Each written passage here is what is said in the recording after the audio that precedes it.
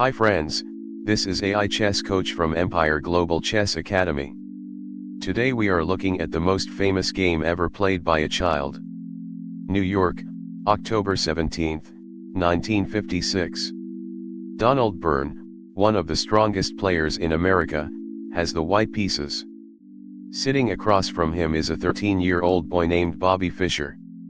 26 moves later, Byrne is getting checkmated in the middle of the board, and the journalist Hans Kamach has already decided to call this the game of the century. On move 17 Fischer gives away his queen, and I want you to watch what he gets for it. We are checking every move with the Stockfish engine, so you will see exactly where the game turned. Let's dive in. Byrne starts quietly with the knight, controlling the center without committing a pawn to it yet. Fischer mirrors him. Two flexible developing moves, nobody has shown their hand. Now the c-pawn comes out, grabbing space on the queen side and staking a claim to the d5 square.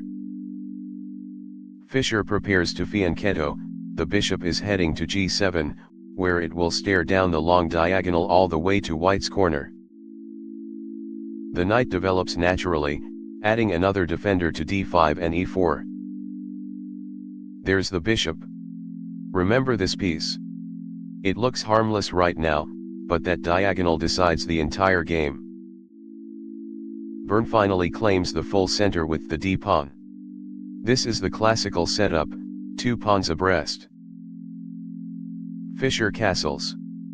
13 years old, playing one of the country's best, and he simply tucks his king away and finishes development first. The bishop comes out to a good square. The engine slightly prefers pushing e4 immediately to build the big center, but this is perfectly sound. And here is the Grunfeld defense. Instead of matching white in the center, black strikes at it. Fischer will let white build a big pawn center and then attack it. The Russian system. White's queen swings out to b3 to pile pressure on d5 and hit b7 down the diagonal.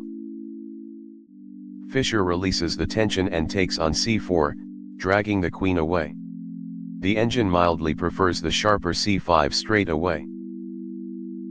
The queen recaptures, and she looks impressive on c4, but she is exposed there and Fischer is going to gain time by attacking her. A small but important pawn move. It gives the queen a shield on the diagonal and prepares to hit white's queen with b5 later. Byrne builds the ideal center. Two pawns on d4 and e4, controlling everything. On paper white is doing very well here. The first small slip. It's natural to develop the knight, but the engine wants the aggressive queen to a5, pinning the knight on c3 immediately. Now white gets a comfortable edge. A good move that looks slow. The rook lines up on the d-file behind the pawn. Byrne's problem is that his king is still sitting in the center. Fischer's knight jumps to b6, hitting the white queen and gaining a move. Watch how every single black move from here comes with a threat attached. The queen steps to c5, and this is where it starts going wrong.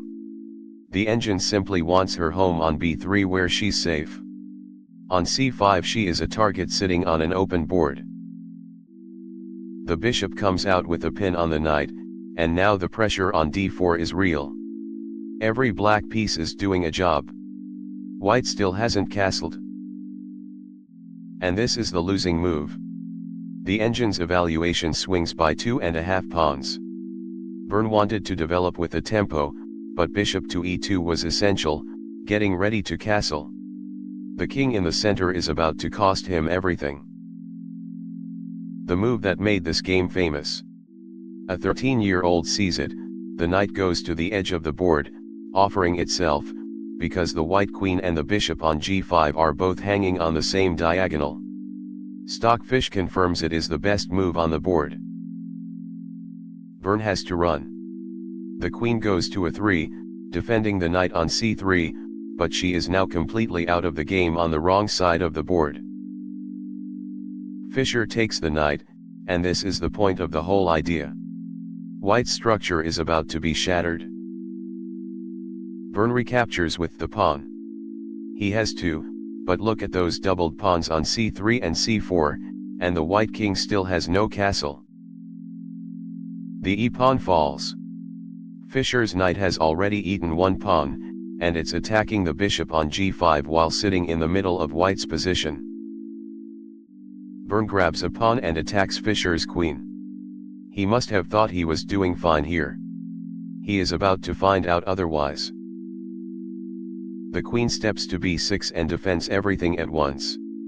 She eyes b2, she covers the bishop, and she keeps an eye on the whole queen side.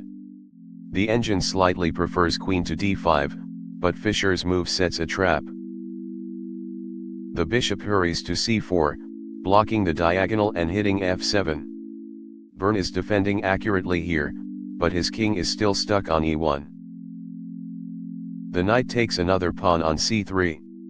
Look at the board, that one knight has now captured on c3, e4, and c3 again, and it's still untouchable. The bishop drops back to c5 to hold everything together, attacking black's queen and defending along the rank. Byrne thinks he's escaping. Check. The rook slams onto the open e-file and white's king has nowhere good to go. Every black piece is now pointing at the white king. Forced. The king shuffles to f1 and loses the right to castle forever. White's rook on h1 is now completely out of the game. This is it. The game of the century move. Fischer puts his bishop on e6 and simply offers his queen to a bishop that can take it for free. Stockfish agrees this is the best move on the board. Byrne takes the queen, and the engine calls this a blunder that costs 3 more pawns of evaluation. He had to decline with queen takes c3.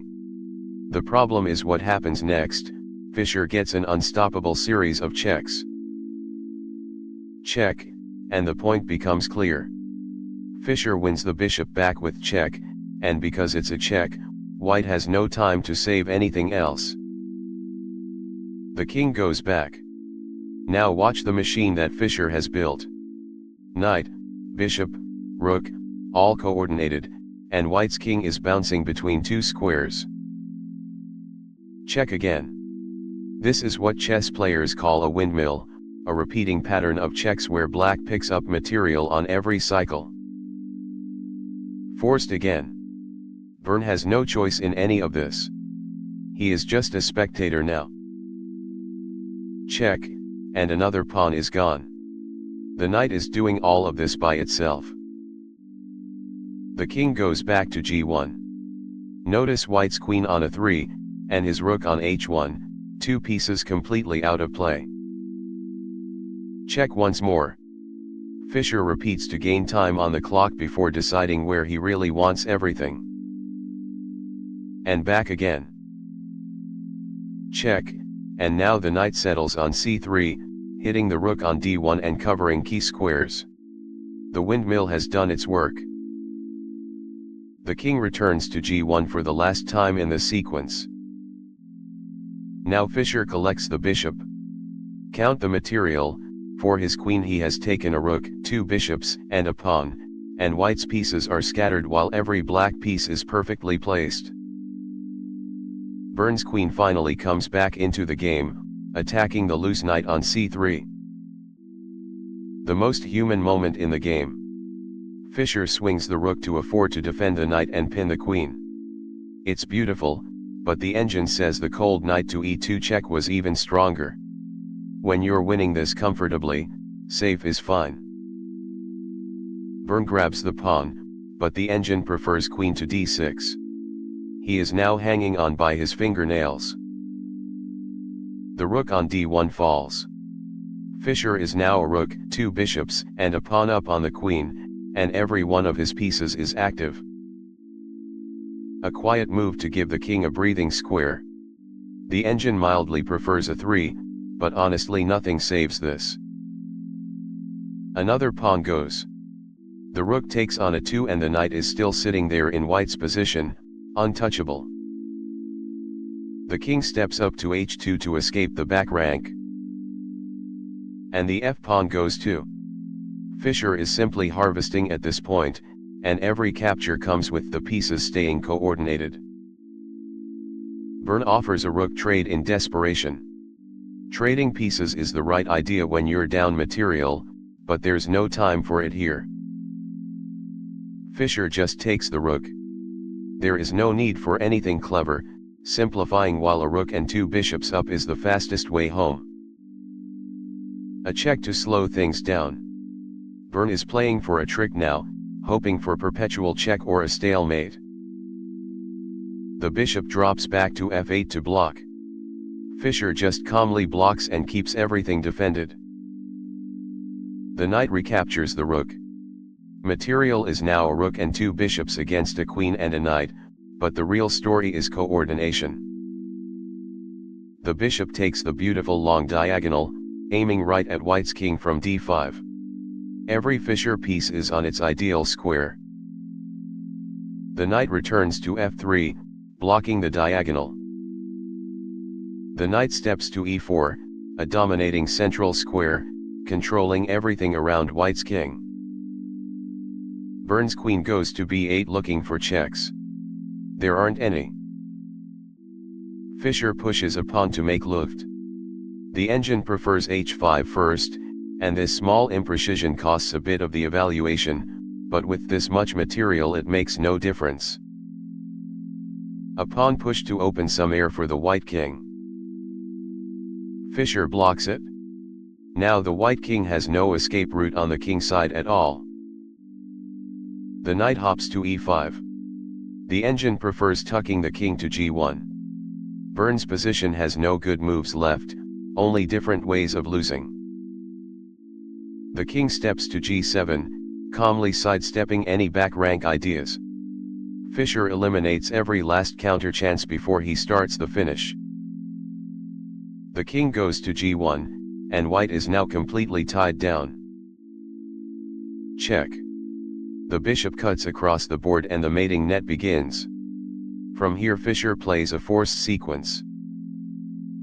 The final blunder, and the engine says it is now mate in 5. The king had to go back to h2. Instead it steps into the open, and Fischer has seen everything to the end. Check. The knight hops in, and notice, every piece Fischer has left is now attacking the king from a different direction. The king is driven into the center exactly where white has no defenders left. Check. The bishop swings to b4, and the king is pushed further into the open board. The king is forced to d1, out in the middle of the board with all of black's pieces closing in. Check from the other bishop. 2 bishops, a knight, and a rook, all working together on a bare king. The king runs to c1. Only 2 moves left in the game now. Check from the knight. Watch the last 2 squares get taken away. The king is chased to b1, right into the corner of the board. Check again, and this is the move that seals it. The knight covers b1 and a2, and the king has only 1 square left. Back to c1. Every other square is covered. Byrne is playing it out to the very end. Checkmate. The rook slides to c2, defended by the bishop on b3 and the knight on c3, and the king on c1 has nothing.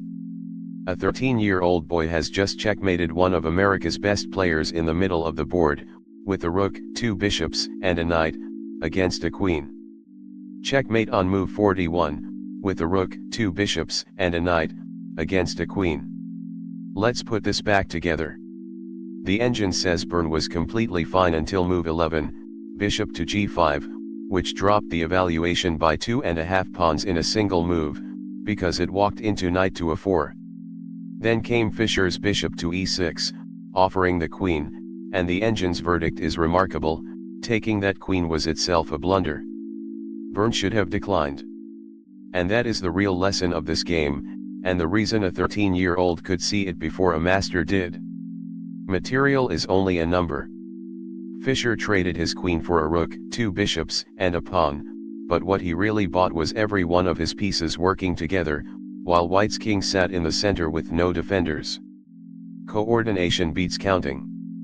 If you enjoyed this breakdown, like and subscribe this channel for more videos, and tell me in the comments which game you want me to analyze next.